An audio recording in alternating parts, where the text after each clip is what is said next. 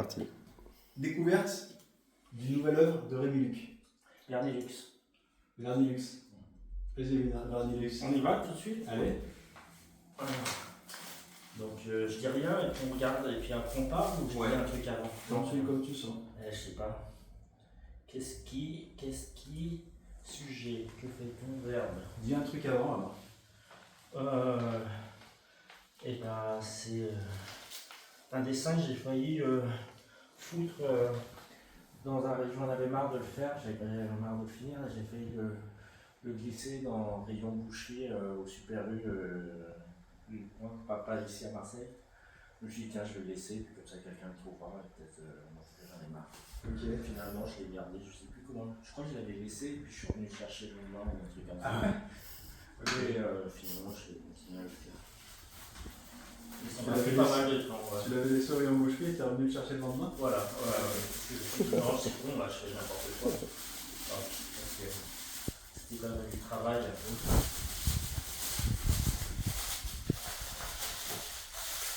Est-ce que je te donne un outil pour le bloquer? Ouais, faudrait trouver un petit. Ah ouais, une enceinte, peut-être en bas plutôt. Un truc en enlever. Déplier un peu encore plus. Là, là où j'ai mon doigt, c'est bien. Et puis là, on va faire un petit. Ok. Voilà. Là, là, il n'est pas dans ton sens du regard, mais tu peux. Ouais, je vois qu'il n'est pas dans le sens de regard.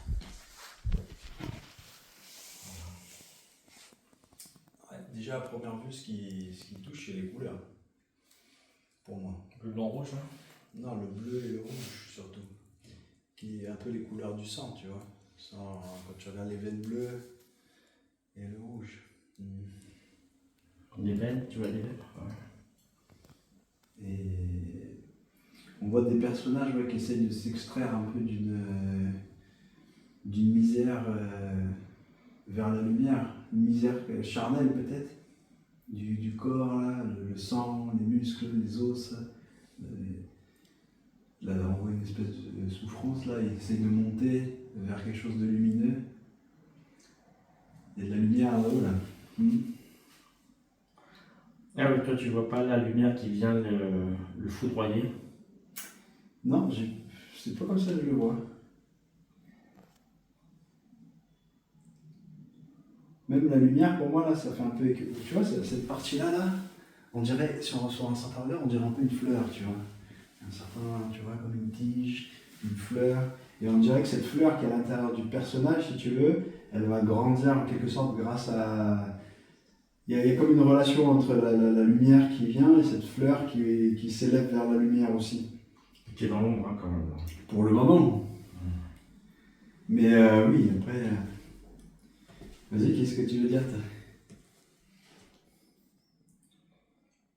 Non, moi c'est vrai que je n'avais pas vu le personnage s'élever vers la lumière, en même temps je le voyais plus subir la lumière. Mais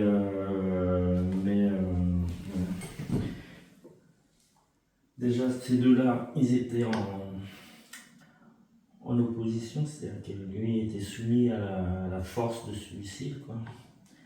Et ça c'est comme une intervention, c'est vrai qu'il y a une intervention autre que lui ne maîtrise pas non plus. Du coup peut effectivement être un allié.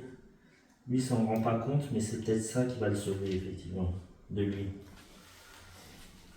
Sachant qu'après, si tu continues, tu descends, tu passes par la fleur, descends, lui il est quand même bien soumis aussi à une autre force beaucoup plus sombre là, qui est un serpent, un serpent un peu qui dévore son pied, qui lui injecte un venin. Qui le tient fermement capturé. Qui va l'emmener vers le bas, quoi, lui. C'est ça, donc il est tiraillé, on voit qu'il est tiré d'un côté vers le bas, et de l'autre côté, il essaye de s'en extraire. Il y a de la souffrance là-dedans, mais il essaye de s'en extraire en tirant vers le haut. Il est tiré aussi vers le haut par quelque chose qui essaie de le tirer vers le haut. Là. Quelque part, lui, il l'aide aussi, quoi, en fait. Moi, je vois pas une opposition entre ces deux personnages. Je vois plus même un lien de famille. Pour te dire, lui, on dirait plus son petit... Il est peut-être soumis, mais on dirait plus son enfant, quelque chose comme ça, tu vois. Qui le tient, et ils essayent ils essayent de s'en sortir de leur misère. Mais c'est vrai qu'il y a ce personnage-là, enfin cette espèce de monstre-là, au fond, là, vraiment dans le fond du fond, là, qui s'est tiré vers le bas. Donc en fait, c'est une lutte, quelque part, hein, entre quelque chose qui les tire vers le haut, de cette lumière, et cette espèce de sangsue, là, je sais pas comment décrire, serpent, monstre, qui les tire vers le bas, et eux, ils sont tiraillés entre les deux. Et on dirait que ce personnage-là, en fait, il protège celui-ci du monstre, tu vois, dans le sens en fait, il l'élève, t'as raison, il l'éloigne, quoi, de lui. C'est ça. Il lui fait un moindre mal, c'est le foudroiement de la lumière, en fait, qui est peut-être un peu électrique comme ça, mais qui sera régénérateur, alors que lui, il régénère rien du tout, quoi. Il avale et tout disparaît, quoi. Mais moi, je les vois vraiment s'élever, hein. Là, regarde, il tient quelque chose dans la main, là. Tu vois, on dirait vraiment qu'il tient un truc, là, il est dans une volonté d'ascension, là, vers la lumière, là. Tu vois, on dirait qu'il va grimper, là. Tu vois?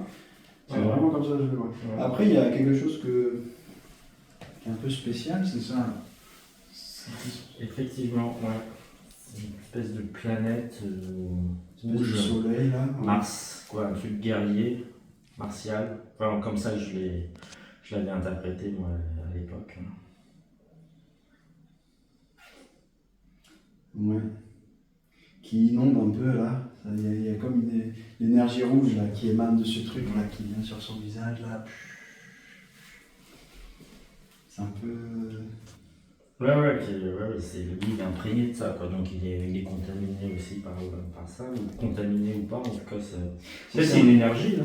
Et tel que je le vois, tu vois, mentalement, quand on regarde son visage et tout, on a l'impression qu'il est complètement dominé par cette énergie-là. Il est dominé mentalement. Ouais, il est déformé, il est déformé. Il a les yeux dans un espèce de vague, il ne sait pas ce qu'il fait, il ne sait pas où il va. Il est tiré là par le monstre en bas et tout ça. Mais c'est cette